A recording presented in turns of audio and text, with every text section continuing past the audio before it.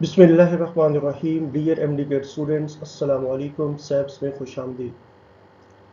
Today we are going to discuss UHS chemistry book 1 topic 7। It's name is chemical equilibrium. Question number 1, unit of Kc for the following reaction is. हमने बताना है कि इस reaction में equilibrium constant Kc का unit क्या होगा। अगर रिएक्टेंट्स और प्रोडक्ट्स के नंबर ऑफ मोल्स सेम हो तो Kc का कोई यूनिट नहीं होता। क्योंकि इस रिएक्शन में रिएक्टेंट के भी 2 मोल्स हैं और प्रोडक्ट्स के भी 2 मोल्स हैं, इसलिए इस रिएक्शन का Kc का कोई यूनिट नहीं होगा। Right option should B Charlie.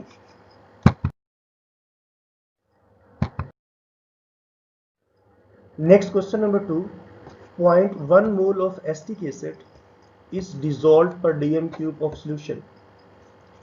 Percentage ionization of acetic acid is।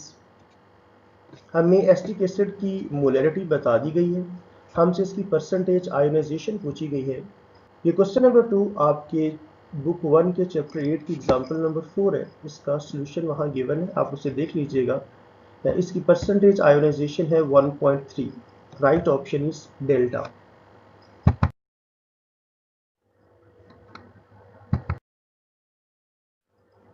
Question number 3, about 80% of ammonia is used for the production of. ये एक इंफॉर्मेशन है, एक जनरल नॉलेज का क्वेश्चन है। हमारी टेक्स्ट बुक में ये मेंशन्ड है कि जो अमोनिया हेबर प्रोसेस से तैयार की जाती है उसका 80% फर्टिलाइजर्स की प्रिपरेशन में यूज होता है। तो राइट ऑप्शन इज बीटा।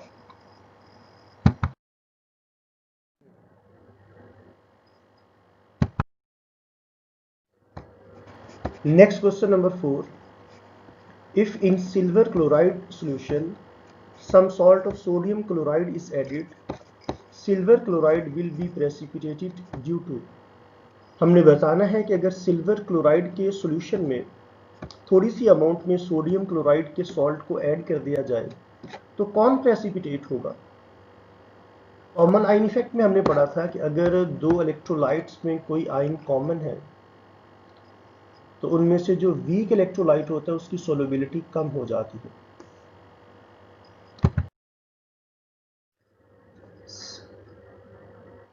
तो सिल्वर क्लोराइड का प्रेसिपिटेट बन जाएगा। इस इफेक्ट को हम कहते हैं common ion effect. Right option is delta. Next question number 5, if Ka for an acid is higher, the stronger is the acid. Relate the strength of acid with pKa। Ka जिसे हम ionisation constant of acid कहते हैं, ये किसी acid की strength के बारे में हमें बताता है। अगर किसी एसिड के Ka की वैल्यू ज़्यादा होगी तो एसिड स्ट्रॉन्ग होगा, Ka की वैल्यू कम होगी तो एसिड वीक होगा। हमसे पूछा गया pKa की वैल्यू बढ़ने या कम होने से एसिड की स्ट्रेंथ पे क्या फर्क पड़ेगा। तो P का मतलब होता है नेगेटिव लॉग, यानी जो वैल्यूज K की हैं P लगाने से वो नेगेटिव में वैल्यूज आ जाए। तो जिसकी Ka की वैल्यू ज्यादा होगी उसकी pKa की वैल्यू कम होगी। तो फिर हम कहेंगे ऐसा एसिड जिसकी pKa की वैल्यू जितनी कम होगी वो उतना स्ट्रॉन्ग एसिड होगा। तो राइट ऑप्शन कौन सी होनी चाहिए, higher pKa weaker the acid. कुछ बच्चे सिर्फ एक ही ऑप्शन पढ़ते हैं, आपको सारी ऑप्शंस देखनी चाहिए, हो सकता है इससे ज़्यादा ठीक हो। जैसे कि बी में देखें, lower pKa stronger the acid. तो ये दोनों ऑप्शन ठीक है, लेकिन हमारी राइट ऑप्शन दोनों में से कोई भी नहीं है। हमारी राइट ऑप्शन है delta, both A and B.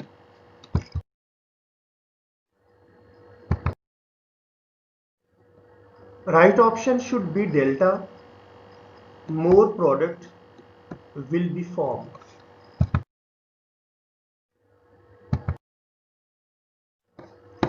Next question number 7, a buffer solution is that which resists the change in। Buffer solution हम ऐसे सॉल्यूशन को कहते हैं जिसमें थोड़ी सी अमाउंट में अगर एसिड या बेस ऐड कर दिया जाए तो उसकी पीएच वैल्यू में कोई खास चेंज नहीं आता, ऑलमोस्ट कांस्टेंट रहती है। Right option should B beta.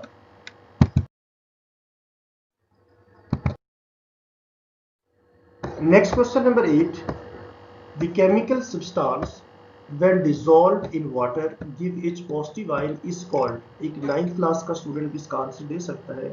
ऐसी स्पीशीज जो वाटर में प्रोटॉन डोनेट करती हैं उन्हें एसिड कहते हैं। Right option is beta.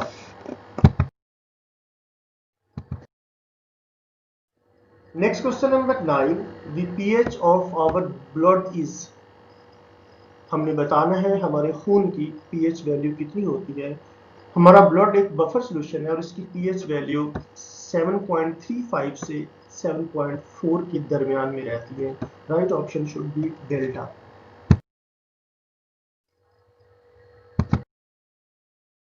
Next question number 10, the value of equilibrium constant Kc for the reaction. ये डिकम्पोजिशन हो रही है हाइड्रोफ्लोरिक एसिड की जिससे हाइड्रोजन गैस और फ्लोरीन गैस बन रही है। इसकी Kc की वैल्यू ये है at 2000 degree Celsius. Calculate the value of Kp for this reaction.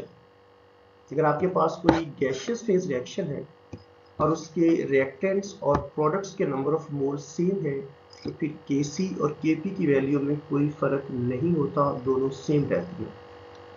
क्योंकि इसके रिएक्टेंट के नंबर ऑफ मोल्स 2 हैं और प्रोडक्ट के नंबर ऑफ मोल्स भी 2 हैं, इसलिए जो वैल्यू Kc की है सेम वही वैल्यू Kp की होगी, इसलिए राइट ऑप्शन है बीटा।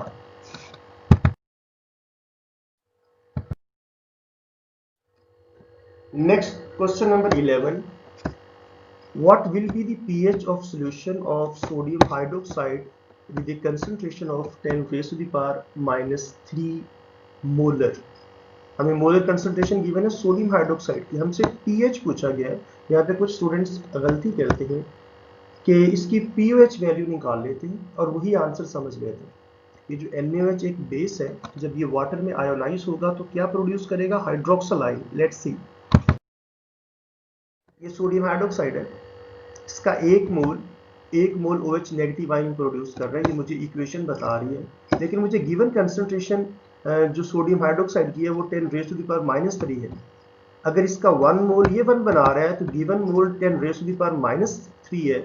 तो अगर इतने मोल्स आयोनाइज होंगे तो इतने ही मोल्स हाइड्रोक्सल आयन्स बनेंगे। तो हमें OH नेगेटिव आयन की कंसंट्रेशन जो गिवन है वो ये है। अगर मैं इसका लॉग लूंगा तो आंसर आएगा 3। तो ये आंसर आएगा POH। हमसे पूछा गया है पीएच। हम जानते हैं रूम टेम्परेचर पे पीएच और पीओएच दोनों का सम 14 होता है, इसलिए मैं 14 में से ये पीओएच की वैल्यू को माइनस कर दूंगा तो आंसर आएगा 11। तो जो गिवन सॉल्यूशन है उसकी पीएच की वैल्यू 11 होगी, पीओएच की वैल्यू 3 होगी। हमसे चूंकि पीएच की वैल्यू पूछी गई है तो right option should B Charlie. Next question number 12, during the manufacture of nitric acid, nitric oxide is oxidized to nitrogen dioxide. This reaction is given as, ये एक exothermic reaction according to Le Chatelier principle. अगर हम चाहते हैं कि NO2 ज्यादा बने, ये एक एक्सोथर्मिक प्रोसेस है, अगर हम चाहते हैं कि प्रोडक्ट ज्यादा बने तो हमें टेम्परेचर को कम रखना पड़ेगा। ऐसा क्वेश्चन पहले भी गुजर चुका है। Reaction must be carried out at low temperature. Right option should B Charlie.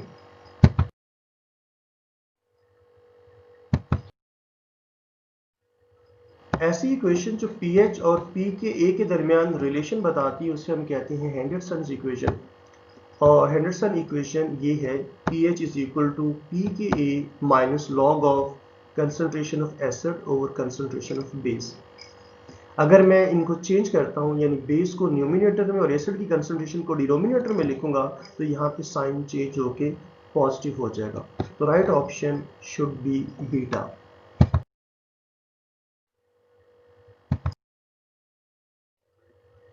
Next question number 14, which one of the following is the correct representation for KSP। हमने KSP का रिलेशन लिखना है। KSP होता क्या है, जब कोई स्पेरिंगली सोल्यूबल सॉल्ट वाटर में ऐड किया जाता है तो उसके जो इक्विलिब्रियम स्टेट पे आयंस की कंसंट्रेशन होती है, आपने इन दोनों को मल्टीप्लाई करना है। Right option should B beta.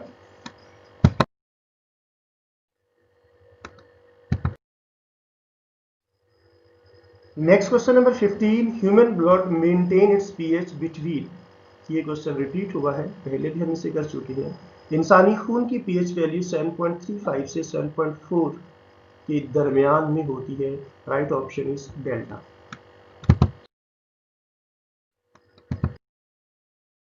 Next question number 16. A value of KSP for lead sulfate system at 25 degree Celsius is equal to, ये इंफॉर्मेशन हमसे पूछी गई है। वैल्यू ये तो आप तभी आंसर दे सकते हो अगर आपको ये याद है।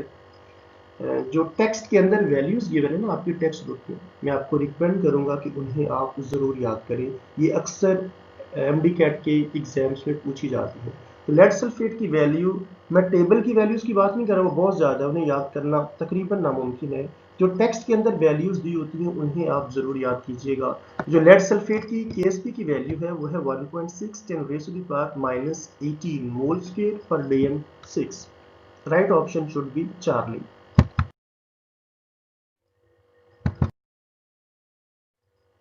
Next question number 17. For which of the following equilibrium reaction Kc has no unit? ये फिर से आ गया, ये क्वेश्चन कोई तीसरी दफा आ रहा है।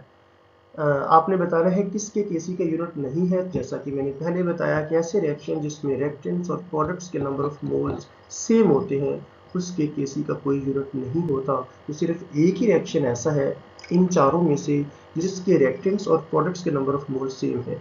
रिएक्टेंट के भी 2 मोल हैं और प्रोडक्ट्स के भी 2 मोल हैं। तो right option must be Charlie.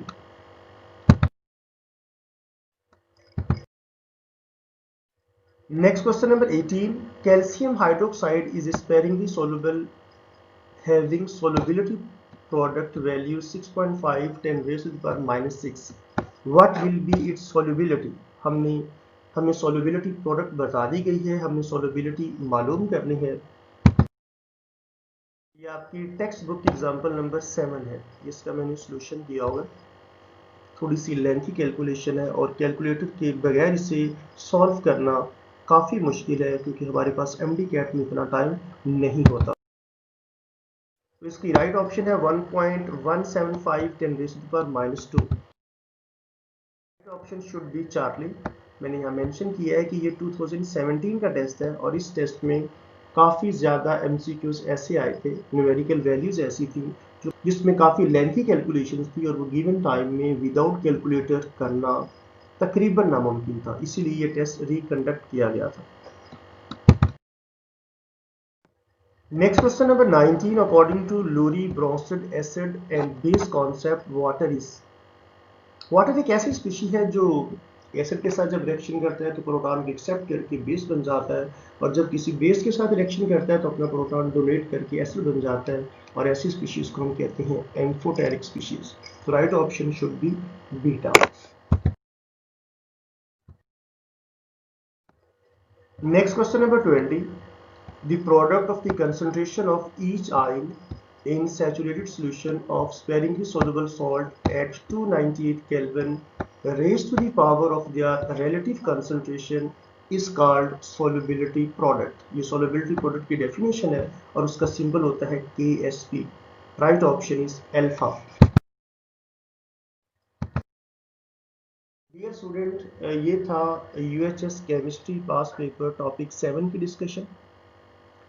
अगर आप बाकी तमाम UHS टॉपिक्स की डिस्कशन को अटेंड करना चाहते हैं तो मेरे इस YouTube चैनल को सब्सक्राइब करके बेल आइकन को प्रेस करें ताकि जैसे ही नए लेक्चर्स अपलोड हों आपको उसकी नोटिफिकेशन मिलती रहे।